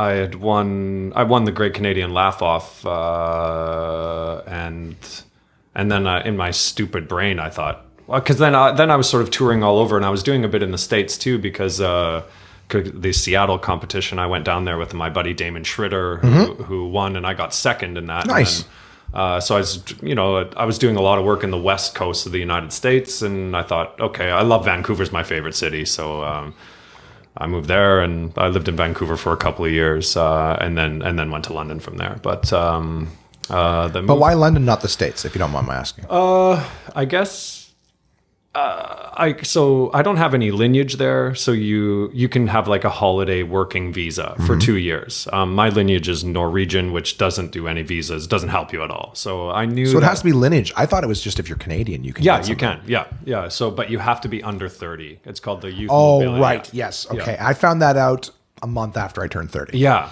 So great. I just thought, if it's gonna happen, it's gonna happen now, and so I gotta do it. And then I did Glenn Wool. He canceled a week of the Snowden comedy tour, and Dan called me up and asked me to replace him. And I met two guys, Craig Campbell and Phil Nickel, they're both juggernauts over in England. And I was already sort of thinking like it's now or never if I want to try it out. I was always jealous of those guys' careers because you look at them and they're in every country. It just seemed like a magical world over there with tons of work, and they're all doing 5 clubs a night, and the money's great. And the times I'd been close to those guys, I was like, man, their life sounds amazing. It's just full of travel and fun, and you can just be a stand-up. You don't have to be an actor. You don't have to do it. You can just do stand-up and make a great living. And it was always attracted to me. So I thought, I did the tour with them. Phil said, if you come over, you can have a couple of weeks on my couch. And so I just thought, now or never, let's go for it. And I got the visa and just moved and just thought I'd try it out. That's about it. It sounds, I mean, I've been fascinated with it. And my understanding too is that the scene over there, like the big shows anyways, are like, it's not, opener, host, opener, middle, headline. It's 4 headliners, doing 20 each and with an intermission or whatever. So it's like, yeah, intermission between every act. And now I'm like doing anything more than 20 minutes sucks now. Like it's hard. It's like I went over there being like, oh, I like doing 45. And now after 6 years or 7 years, I'm like, why would anybody want to do? And like, it's so nice just to do machine gun out 20 and then right. Yeah, and you can pick the best shit. Who can't destroy for 20 minutes? Oh, it's you wonderful. Know what I mean? Yeah, and it changes your style too, because also you don't have room to fuck around. Like in Canada, I found, especially in West Canada, I was doing hours by myself when I was 23 in horrible communities like in the north, and your stories become long and the setups are out of control long because you're just trying to fill this fucking time. Yeah. But there you change your style. You just has to be like, did it bang, did it, like, you got to be doing something. The audiences don't allow you the freedom as much as they do over, they're on top. They just won't, a setup like that. They're like, no, we're like, you better, it's like hanging out with my buddies in high school. You fucking better be saying something. So it makes you feel like home. You're like, this is where everyone went. Okay. It's abusive. It's great. And you're saying the audiences will keep you on top of it. I understand that the heckling is either part of the show or just that's what they do, whether it's allowed or not. They're Yeah. they're a heckling culture over there. Yeah, they talk. They test your metal. They're gonna poke at you. They're gonna test you. They like it. You come back at them. They love. It's not like they're going to turn on you because you came back at them, right? No. They okay. love taking the piss out of themselves. Love it. So Okay. if you hit them, they love it. And again, a guy like you, man, fuck. Oh my god, they're like. It would be great. And they're there to poke you, and they're there to be made fun of, and they love laughing at themselves. They're good. They're wonderful, wonderful people. And I thought they liked taking the piss out of you, but if you come by, oh fuck, I'll smash your pint glass over here. You're like, oh fuck. No, they'd be Sorry fair about play, that. mate. They'd be slapping their leg and laughing like the Oh, yeah? harder you go at them. Yeah, they're great. They're great sense of humor about themselves. They love it, absolutely love it. And This is the Brits we're talking about? yeah. It's so funny because they seem so sterile and serious on television. They're like, no, I don't know if we can laugh about that, dude. Oh man, that's only the propaganda that we've allowed ourselves to see. The reality is they're fucking backwards drinking, redneck partying, like it's not at all. I mean, they're like, especially everywhere in that country. If you get out of like the snooty, Londony, South, and anywhere past it is there.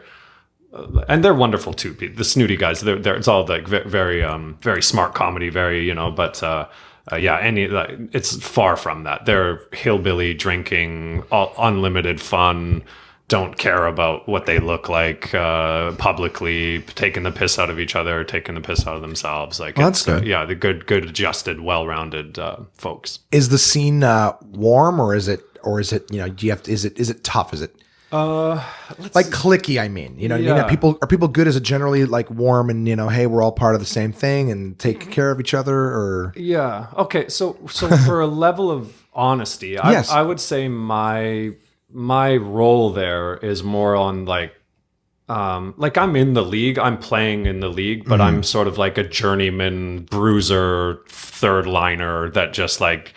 I'm doing the clubs. I'm doing the best, like the Comedy Store and stuff like that, like the circuit stuff.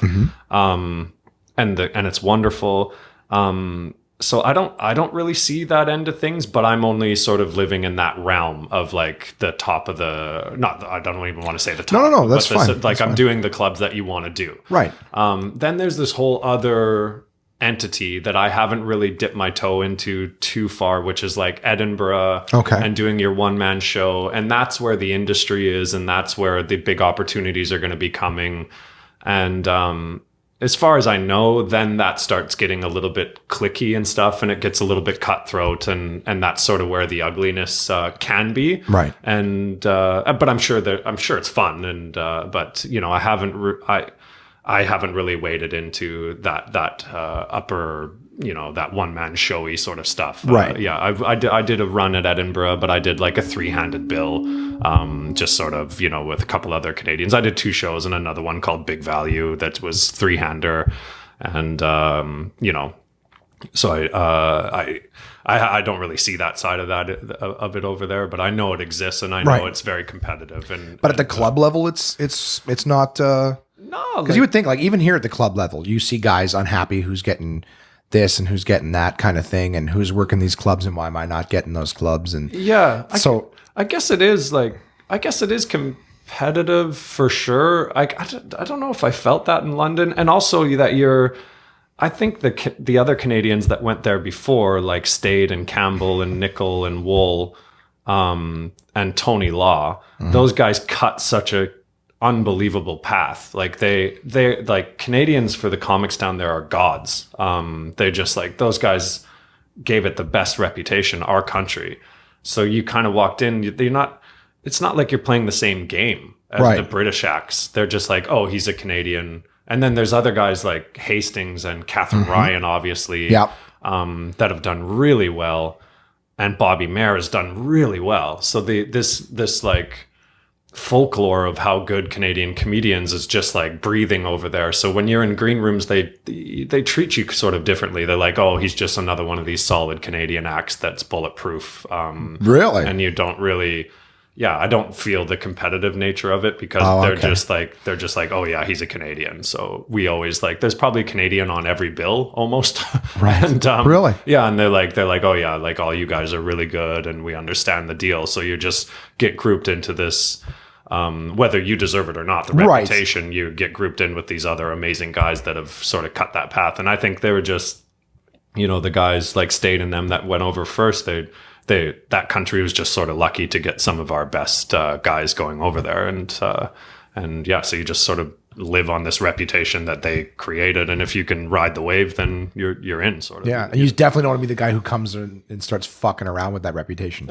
Yeah. Shit in the bed all the time, and they're like, all right, listen. Yeah.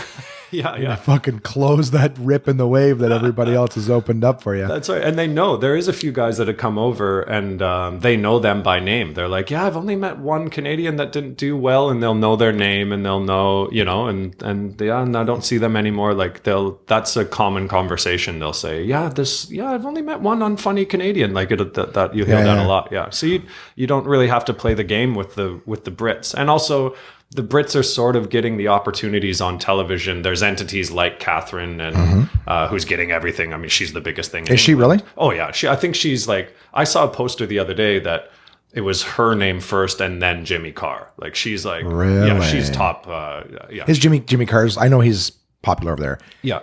Is he's like the shit too as well? Or? Yeah, I'd say him. Yeah, Boyle, Frankie Boyle, Carr, and they're all Mamford and McIntyre. They're all sort of the top. Bishop. They're in the top 10, and they're sort of arena sensations. Catherine's there. Like she's top of the top, and So, but the rest of us,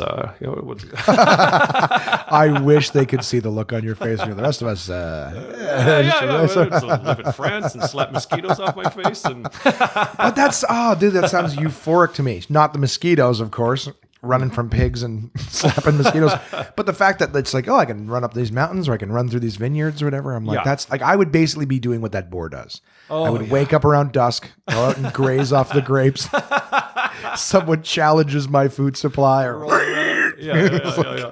And it's like I've always been happy doing, like, I love, like, I'm honestly, I don't think if Edmonton Yuck Yucks was the only thing as a kid when I was 18, if I was like, I could do 45 minutes at Edmonton, I would have been ecstatic. Like I would have been, holy fuck, I admit this is it. This is Hotel California. Like, what So any of this, like, this is all nonsense, bonus, France and any gig. And you get to, you play a lot of other countries, and, that opportunity, the fun thing about it is, you can go to Europe.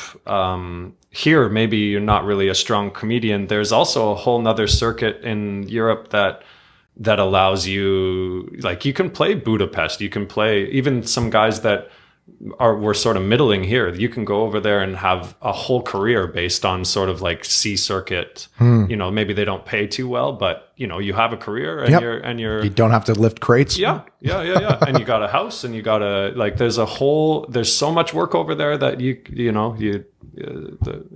it's your oyster. You can do whatever you want. All right, sold. I'm coming back with you.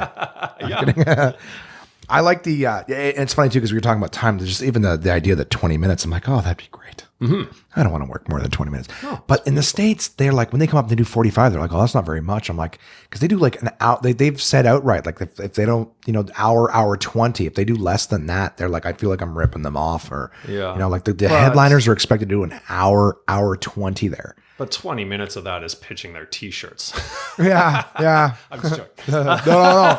There's always a sale. It's funny because usually the American comics are the ones who come up with the merch. Yeah. They've got T-shirts or something to make it a little more worthwhile. But the funny thing is, there's one guy, and I won't name him, but he opened up, he had a suitcase, and he opened it up, and I swear on all I hold dear, there was 20 some odd different items that he had for sale afterwards. He opened like a tuck shop off in the back tables right outside the green room. Mm-hmm. And it was like shot glasses with different things on them, like his little sayings from the act, shot glasses and hats, coasters, it was like a gift shop of just stupid bullshit knickknacks.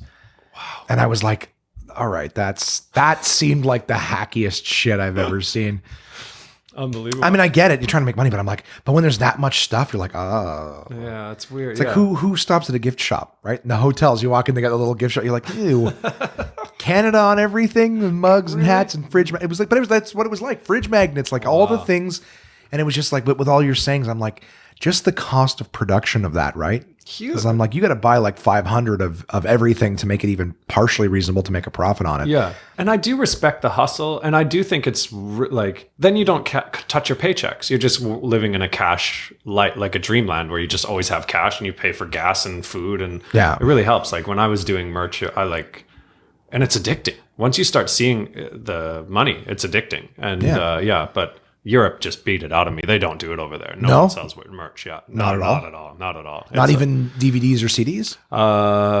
Once in a while you'd see an act, but honestly, like I can remember the acts by their face if they're selling CDs after shows. I can remember who they are after 7 years. So it's it's honestly Very rare. maybe 5 guys that. Sounds like it's a good way to be remembered, though. Yeah, I suppose. Yeah, It's like, I can remember the ones who were selling stuff. It's like, yeah. oh, wow. And also you're doubling up and stuff all the time. So if you're doing a couple of shows a night in different clubs, so it's also It's a lot to haul around. and you're not staying there to the end of the show to sell your CDs. Right. So yeah, it just doesn't like Canada is such a perfect mix of the two cultures. It's hilarious in stand up. In the States, the MC is the lowest paid position.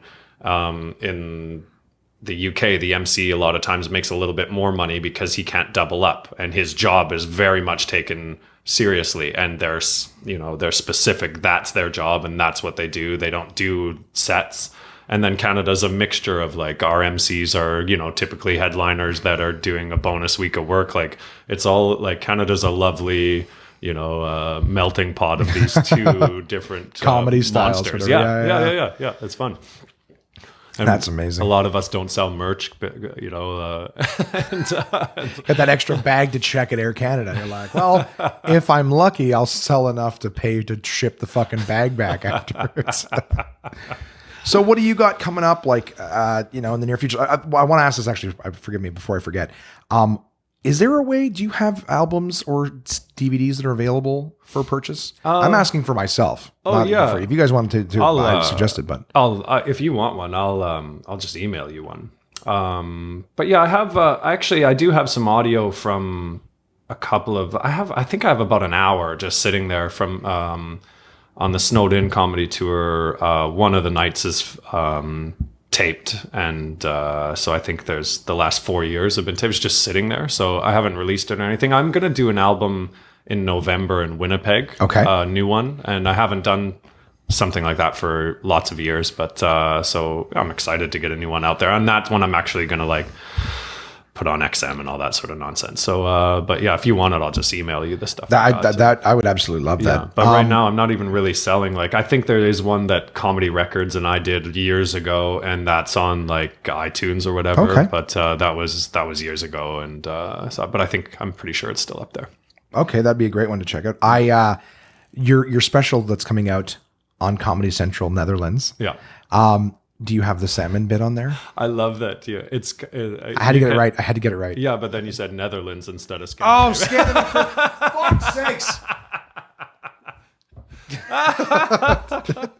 This whole fucking life. The more you try, the more you fucking. Actually, it is. It is on there. I do have. There's a few clips on. I just put the clips on. It's on there? Yeah. Okay, because dude, that is one of the funniest things I've seen in so fucking long. Thanks, man. Oh, and you sell it so good. Okay, it's on a YouTube or something somewhere? It's just, I think it's I put it up maybe yesterday. So okay. It's got it's up there though. Yeah. What is it called for them to search? The name of the joke? I didn't even want Niece and Nephew, I think. Niece and Nephew? Okay, you guys have to see that. That's one of the funniest things. Because, I didn't see, I saw the setup. Yeah. And I missed the explanation the first night. Yeah. But the act out, I didn't even know what you were talking about, but the act out was so fucking funny. So it wasn't until the next night that I actually got to hear the joke in its entirety, and it was so funny. Oh, thanks. It was so funny. Yeah, and your act out, I won't even try. I will let them see it. But it was, that's one of my new favorite jokes that's just out there in the world right now. That's so funny. Oh, thanks. So you heard that notification here. I'm unprofessional. I always forget to turn off the Wi-Fi on the iPad. So it comes through. It's being recorded as well as everything else. Yeah. So you've got some stuff coming up. You've got that special on Comedy Central, Scandinavia. Nailed it. Third time's the charm.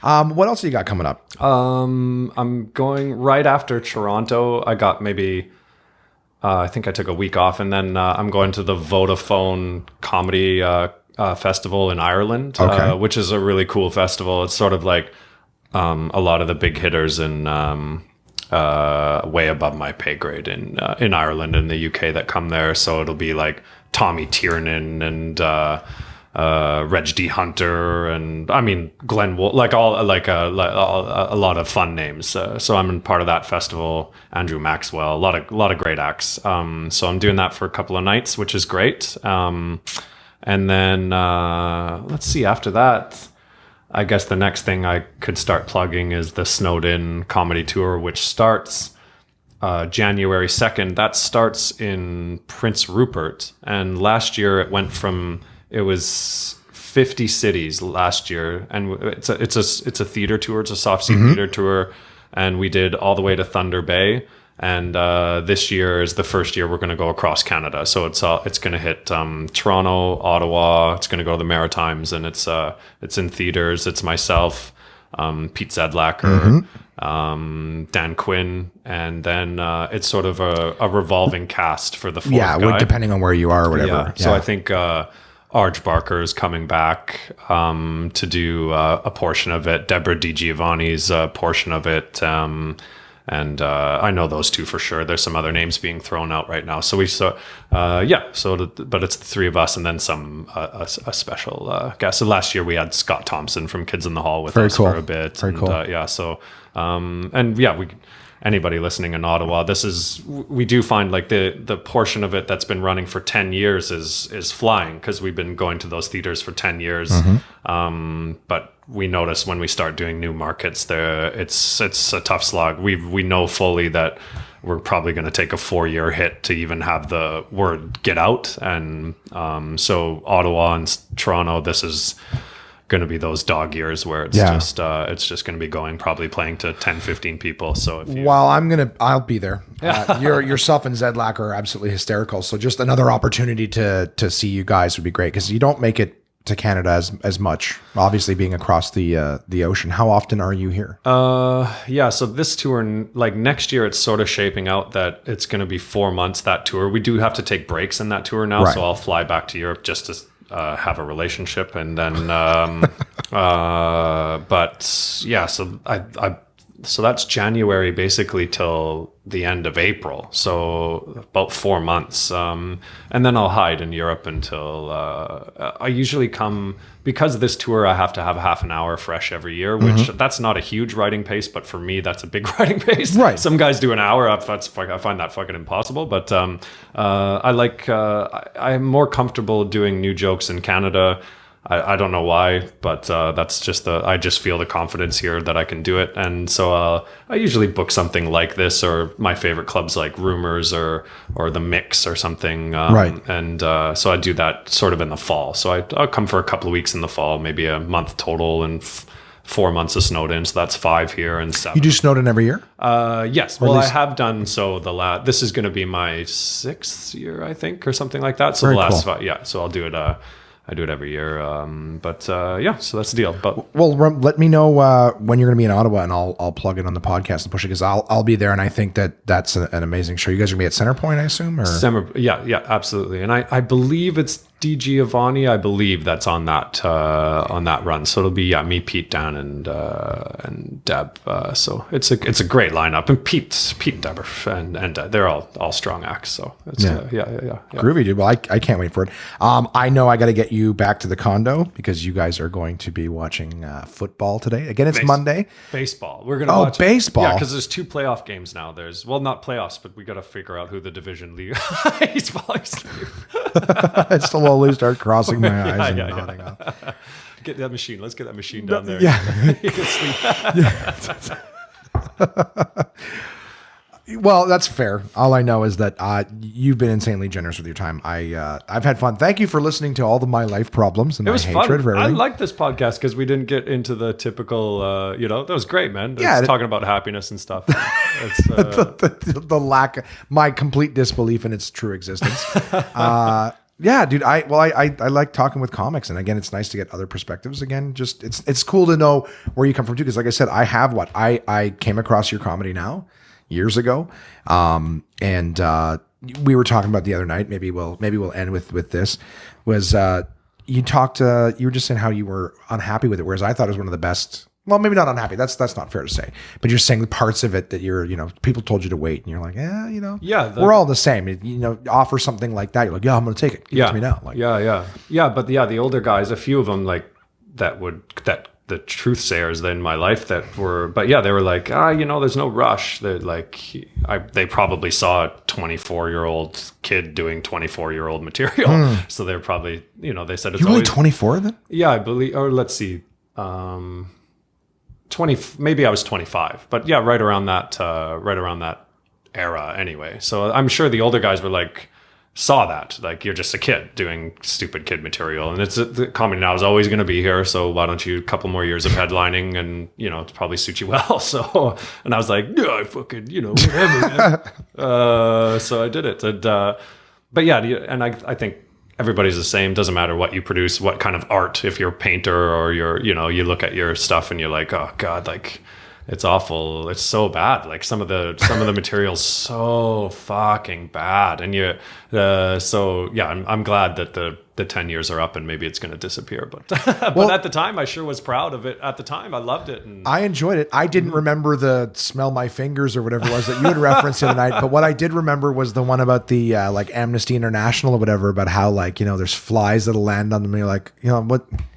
Oh, they just never just slap them or swat them away, like, and that just irks me, is what I remember. I think you said. Yeah, like, I think what it's like. Well, what lands on my eye? What is this going to cost me? Can't afford this shit. Yeah, and I guess I was thinking about the producer behind the camera telling them like bribing the kid not to slap the fly with things. Like I thought that like. There must be like a white terrible producer there being like, don't touch that, don't fucking touch that, do you want this rice or whatever. Like that was sort of the backbone of the joke. But then we gotta sell this poverty. We gotta sell it. yeah but yeah, now even that one, you look back and I'm like, wow, like, I don't know, but I guess that's just being an artist. You just hate anything you did before. So. Well, here I'll share some positivity, because again, I can be positive. I'm just not happy. There's an Eastern philosophy or perspective that if you're happy, which you seem to be, yes, right? I like life. I like life. Is if you're happy, then what you need to be, you have to be grateful for everything that came before. Mm-hmm. So the idea is that for when you chose to do your special and what jokes you chose and everything like that, everything in your life, everything, good or bad, it was all necessary to get you where you are now. Because you take any of those pieces out, then it's a different path. So everything that came before was necessary to get you where you are now. So who knows? Maybe not doing that comedy now, different result. Yeah, the lessons learned from it and everything like that were. That's right. I don't know. Gives some peace with the bad decisions we make when we're like, I'm in a good spot now. All right, it was all necessary. And it's true, because that probably would have kept me in the East for a couple more years. If I said no, I would have stayed in Toronto until it happened, because that was that's the number one thing I wanted, was a comedy network special, an hour special, and I wouldn't have stopped until I had it. Yeah. And then there you go. And if you would let that stigma sink in of, well, just wait, that maybe it's not ready yet. Like we could die waiting for our shit to be ready. That's to right. Be like, okay, it's done now, it's ready. Yeah. You gotta get it out there. So and no one else gives a fuck. No one cares. No one cares about it that much that they don't look at it, the material, and look at it with the eyes like you got to realize how fucking crazy that is to care about something that much. That's so fucking crazy. Like the audience, like people would cruise by that on TV. First of all, they would see it's a Canadian production, so they'd be like, channel flick. And,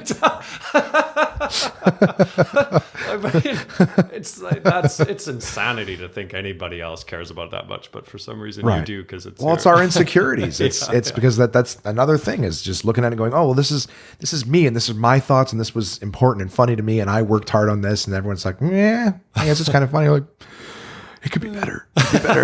Just give me another 6 months and we'll make it better. I'm sorry. You'd never be happy with it. It's never done. That's right. Yeah. So, all right. Well, dude, I thank you for your time. I really appreciate it. Yeah, thanks. I wish that you had crunched cookies too, because I have a feeling at this rate, I've got like at least another 19 podcasts worth of cookies left in this fucking box. It was fun, and thanks for a great week. You're a funny motherfucker. Really, really funny. You're very, very kind. Likewise to yourself. So I'll plug the Snowden when you guys start coming back to town. Thank you so much for doing this. This episode will be out in the next couple days, and we'll talk to you soon. Thanks, Summersby.